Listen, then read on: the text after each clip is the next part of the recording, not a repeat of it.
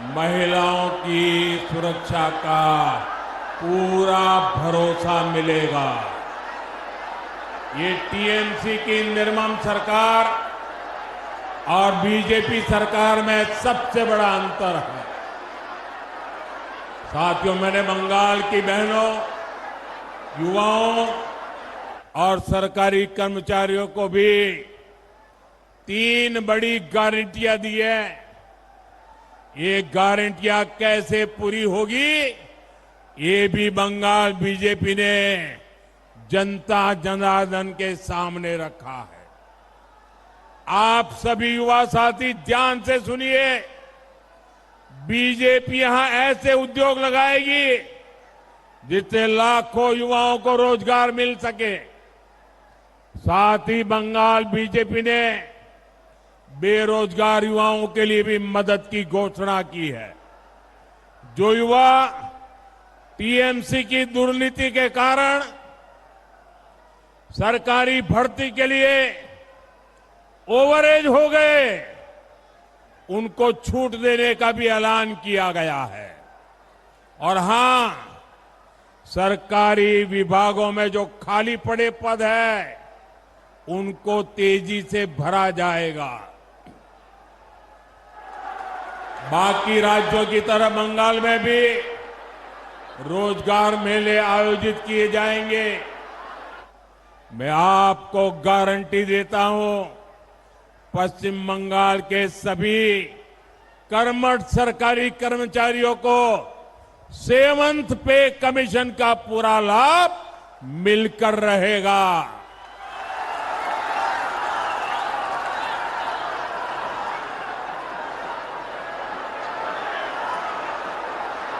साथियों, टीएमसी सरकार ने यहां केंद्र की कितनी ही योजनाओं पर ब्रेक लगा रखा है। यहां बीजेपी सरकार बनते ही केंद्र सरकार के हर स्कीम का पूरा लाभ आपको मिलेगा।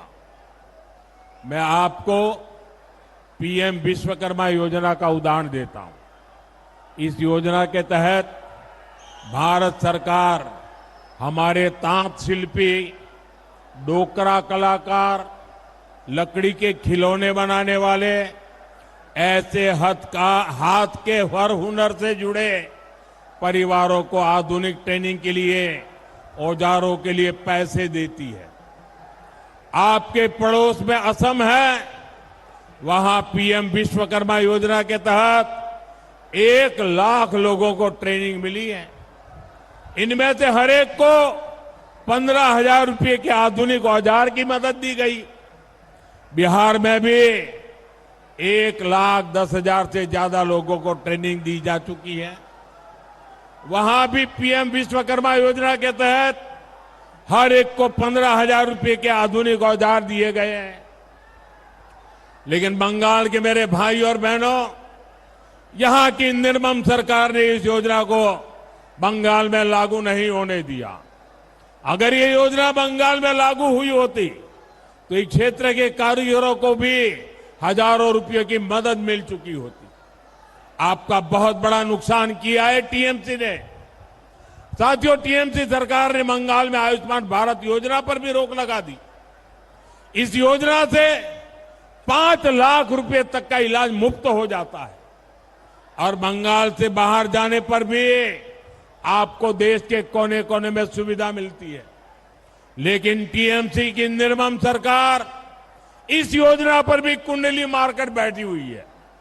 इसलिए मैं आज गारंटी देता हूं, 4 मई के बाद जब यहां बीजेपी का सीएम शपथ लेगा, बीजेपी का मुख्यमंत्री शपथ लेगा, तो पहली कैबिनेट बैठक में ही पश्चिम बंगाल में आयुष्मान भारत योजना लागू की जाएगी।